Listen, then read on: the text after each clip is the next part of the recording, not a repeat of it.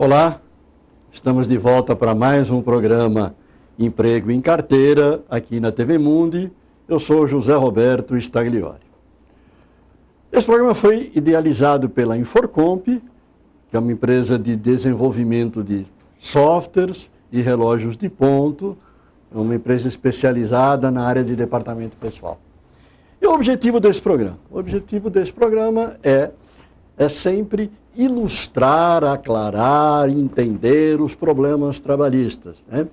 É focar no emprego, é focar na importância do trabalho para o ser humano, enfocar o relacionamento empresa e trabalhador, de forma a elucidar dúvidas, a trazer isso sempre mais perto de você, valorizando o trabalho, né? Valorizando o relacionamento empresa-trabalhador e assim contribuindo para o bem-estar de todos.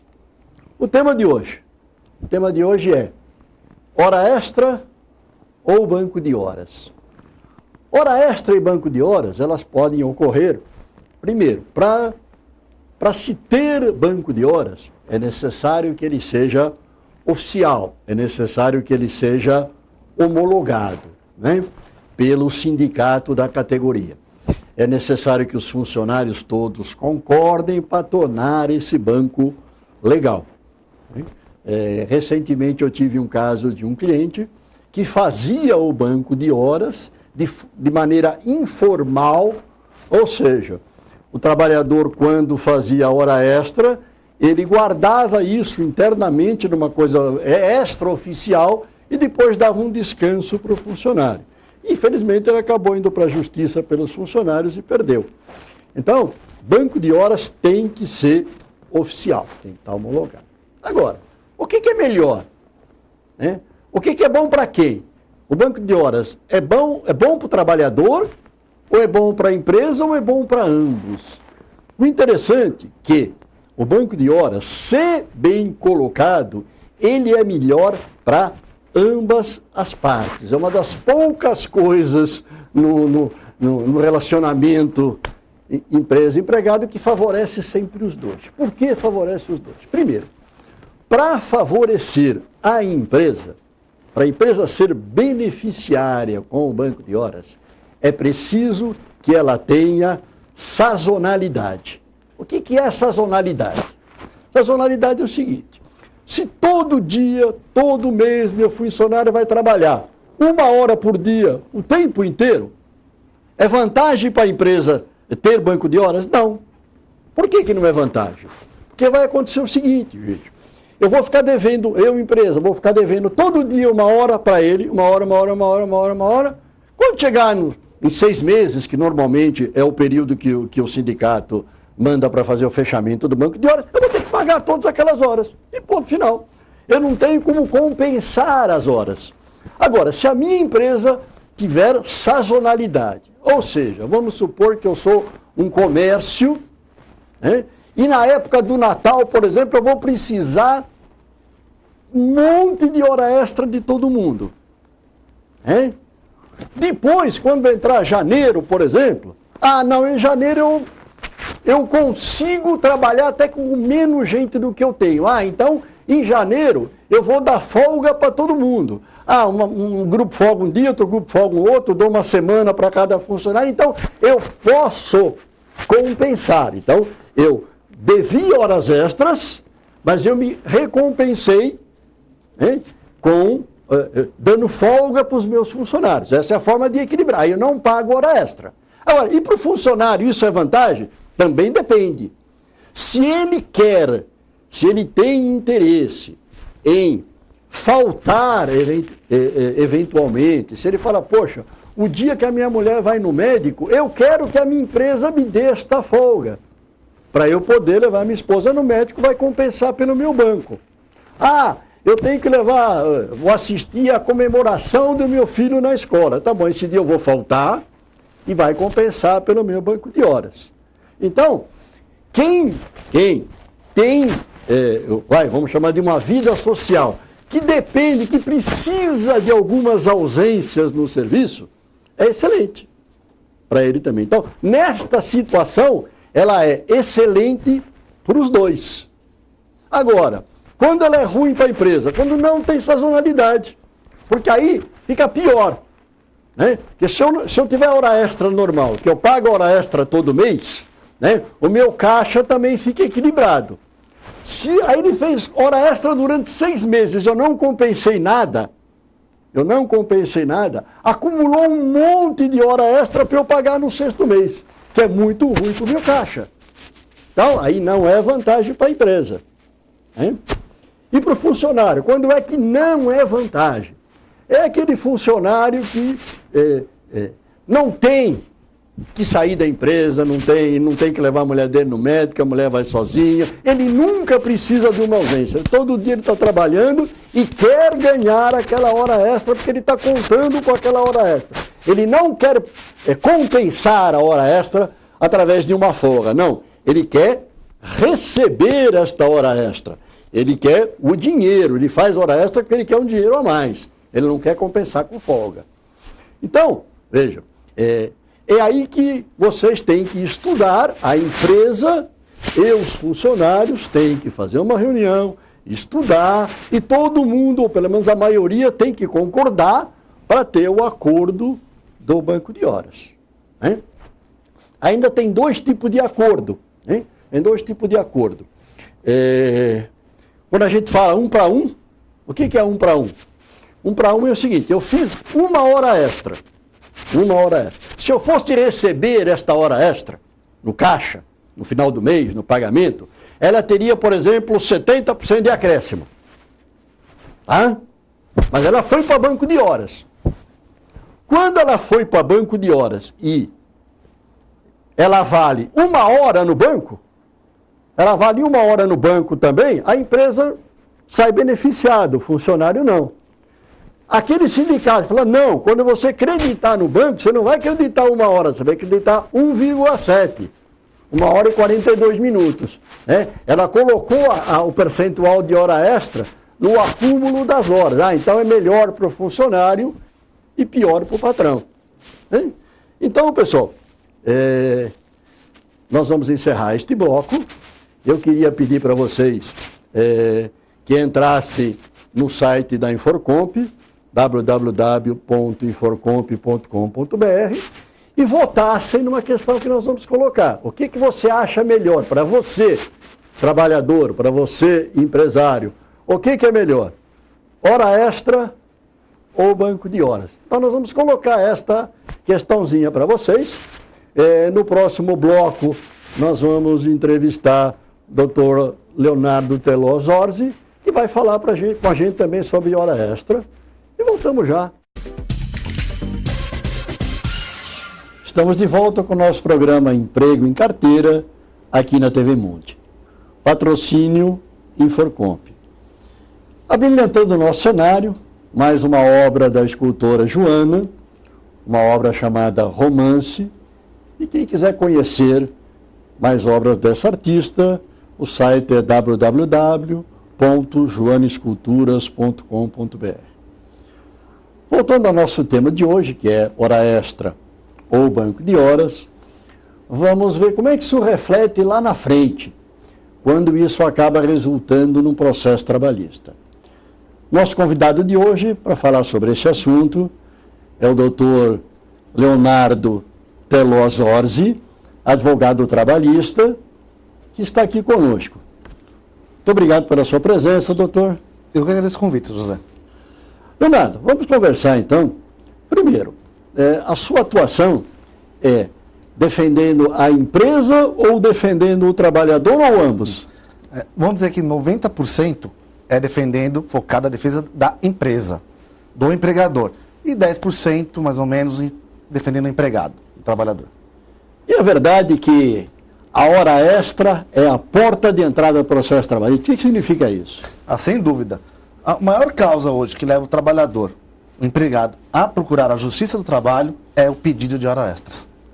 Então sempre começa pela hora extra, mas aí sempre vem mais algumas coisas agregadas, né? O carro-chefe é a hora extra, tá? Depois vem sempre alguma coisinha que está porventura não foi paga, alguma coisa, mas hora extra é o carro-chefe. É o carro-chefe, né? Sem dúvida. Então, se o relógio de ponto eletrônico, o novo relógio, o REP, né, conseguir o objetivo do governo de reduzir as horas extras, de reduzir não digo, mas de administrar melhor e fazer com que elas sempre sejam pagas, a tendência é então diminuir os processos trabalhistas. Sem dúvida nenhuma.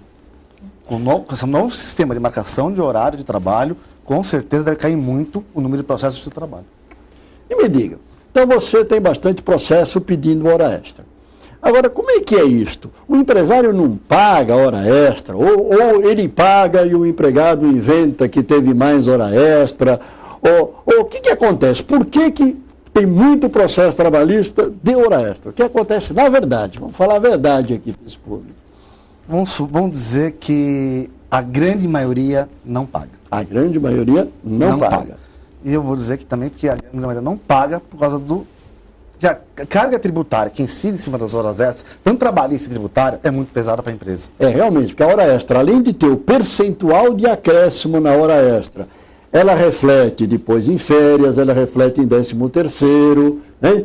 Ela reflete na indenização, as médias, como nós já vimos em programas anteriores, né? Ela reflete no DSR, nós vamos discutir também posteriormente. Reflete em fundo de garantia, INSS, imposto de renda. Além de ser uma hora de 50% a mais, no mínimo 50% a mais do que a hora normal de trabalho. Fora quando é hora de domingo, que normalmente é 100%. 100%, ou domingos, feriados, 100%. Então, normalmente acontece isso. A empresa não paga e o funcionário vai para o processo trabalhista. E a gente está há muitos anos em departamento pessoal, nesta área de desenvolvimento de software, e antigamente a gente percebia, principalmente até na construção civil, que pagava-se muito errado. Era muito comum realmente não pagar as horas extras e ir para o processo trabalhista. Nesses últimos 30 anos ou mais que eu estou nessa área, eu estou vendo ao contrário, eu estou vendo começar as empresas a se preocuparem muito mais em pagar certo do que pagar errado. Porque antigamente a empresa pagava, se ela tem 100 funcionários, pagava errado 100, um entrava com processo trabalhista, era lucro. Hoje não, se tem 100 que ela não paga, no mínimo 95 vai entrar com processo, não é verdade? Com certeza. Mudou muito hoje em dia. Mudou esse foco. A busca pela justiça é muito maior hoje do que era antigamente. É, né? Muito e mesmo maior. assim ainda tem gente que continua teimando em pagar errado. Pagar errado. Sem dúvida. Então é interessante, né? E o que acontece? Bom, chegou lá no fórum. Né? O que acontece chegando no fórum? Qual é a primeira coisa? Qual é o primeiro passo? Primeiro passo, em toda audiência, é tentativa de acordo. É tentativa de acordo. Conciliação entre as partes. Que já começa fora da sala, né? Geralmente então, sim. Normalmente sim. Os advogados já se reúnem lá no corredor. Mas geralmente não dá muito certo. Não dá muito certo. Precisa realmente um juiz intermediar para conduzir para a solução amigável. E aí então, não chegamos num acordo, fomos lá para a sala do juiz. Pois não. Aí o que acontece? Aí quem é que provoca o acordo? É o juiz? O juiz, primeira coisa que o juiz fala, pergunta para a empresa se há uma possibilidade de acordo. Se há, se não há. Se há, ela pergunta de quanto. Sim. Depois é perguntado para o empregado, através do seu advogado, se aceita a proposta, não aceita, se quer mais, se quer menos. Aí começa a negociação. Aí começa aquele jogo de achata. Exatamente. Né? A empresa cede um pouquinho, aí o empresário vai cedendo um pouquinho, aí às vezes o juiz dá uma... Até pelo que ele leu no processo. Pelo que ele leu do processo, pelo que ele leu da defesa, pelo que a empresa trouxe de documento para ele, geralmente vai apertar, pender para um dos dois lados. Quer dizer, o aperto dele não é na maluca. O aperto dele já... Não favorece o empregado, não favorece a empresa. Ele vai mesmo pelo que está no processo. Ele vai pelo que está no processo e como que será feita a prova desse processo. Tá. Quem tem uma prova mais forte, uma prova mais fraca, quem tem mais chance de perder, quem tem mais chance de ganhar, ele expõe esse risco para a pessoa para forçar um acordo. Um acordo justo, então. Exatamente. É um acordo justo. É? Então é muito interessante, porque a maioria dos processos não vai para frente, fica no acordo. Agora, tem alguns que vão para frente. Alguns vão para frente. E aí? Aí, muito bem. Passada essa fase de acordo, começa a instrução processual. Quando serão escutadas as partes, será ouvido primeiramente o reclamante, o empregado, e depois a empresa, e depois as testemunhas que eles trouxeram para o dia. E aí, como é que você prova que fez hora extra ou que a empresa prova que pagou? São as testemunhas? Não. Primeira coisa, tá? É o controle de jornada. O controle de jornada, se feito corretamente, ele vai servir de prova para hora extra da empresa. Controle de jornada, você quer dizer o ponto? O ponto. O ponto. Controle de jornada. Pode ser ponto, pode ser mecânico, manual, mais mecânico, ponto. eletrônico, uma das 3 possibilidades. Muito bem. Primeira coisa. A prova documental, ela não tem hierarquia sobre a prova testemunhal. Uma não vale mais que a outra, são iguais, tá? Mas, com certeza, se tiver o controle eletrônico corretamente preenchido, favorece mais a empresa. O que é o controle correto? Primeira coisa, o controle feito conforme o horário de entrada e saída real do funcionário, tá? A justiça não admite mais controle de jornada de forma de preenchimento religioso, uniforme. Um exemplo, das 8 às 18 todos os dias. 8, 18, 18. Fica suspeito. Nem adianta levar, porque não tem validade como ele próprio. Número 1. E feito isso, a empresa poderá, se ela levar o controle de jornada. Ela pode não levar o controle de jornada. Ela é obrigada a ter controle de jornada. Pelo artigo 74, parágrafo 2º da CLT, é obrigatório o controle de jornada. Se ela não tiver esse controle de jornada, ela poderá sofrer uma sanção administrativa. O auditor fiscal do trabalho vai lá e multa a empresa conforme a legislação. Ela tendo controle de jornada, ela poderá ou não levá-lo à justiça. Ela poderá ou não fornecê-lo como meio de prova. A empresa não é obrigada, não existe nenhuma lei que obrigue ela a levar o controle de jornada. Entendi. Então ela pode não levar. Principalmente se desfavorecê-la. Aí o que acontece? Se ela não levar, tá? A presunção de veracidade do que ele alegou na inicial dele, do horário, tá? Passa a ser do funcionário. Ele passa a ter presunção de veracidade, ou seja, o que ele está falando é verdade. Até que a empresa prove o contrário. Muito bom. Doutor, agradecemos a sua presença, contribuiu bastante para o nosso programa, esperamos tê-lo conosco numa próxima oportunidade. Pois não, muito obrigado, eu que agradeço, José. Pessoal, estamos encerrando esse segundo bloco, né? Voltaremos a seguir contando um case de instalação bastante significativa. Até já. Estamos de volta com o programa Emprego em Carteira, aqui na TV Mundi, patrocínio Inforcomp, que é uma empresa desenvolvedora de softwares e hardwares para departamento pessoal. O assunto de hoje ainda é hora extra ou banco de horas. Mas agora nós vamos fazer uma entrevista um pouco diferente. Nós vamos apresentar um case de uma instalação de um relógio de ponto, do novo relógio de ponto, que a gente acabou de falar na entrevista anterior, que normalmente vai reduzir aí os problemas de processos trabalhistas.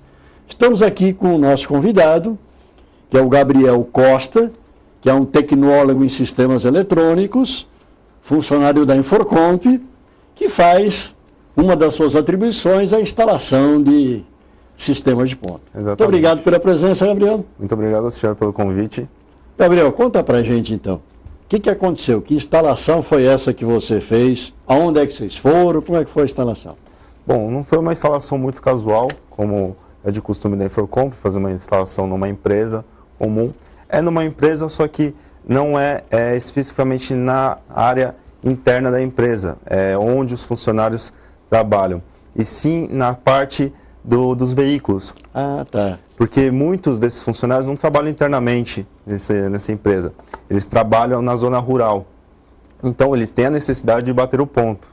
E fica difícil eles voltarem toda vez para a sede para bater o ponto, porque muitas vezes esses veículos não voltam, eles ficam na zona rural. Então é isso que a gente chama de rap embarcado? Exatamente, o rap embarcado, é o rap que é instalado internamente num veículo.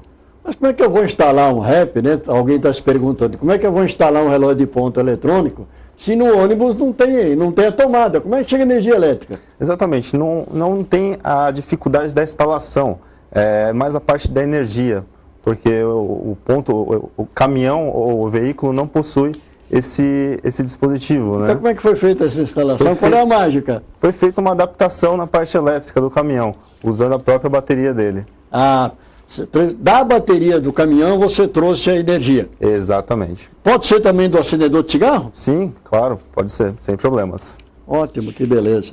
E aí, mas a parte mecânica, a parte física da instalação também, onde é que você parafusou isso? Como é que... Então, a parte da instalação não difere muito de uma empresa, pois é o mesmo REP que é instalado numa empresa.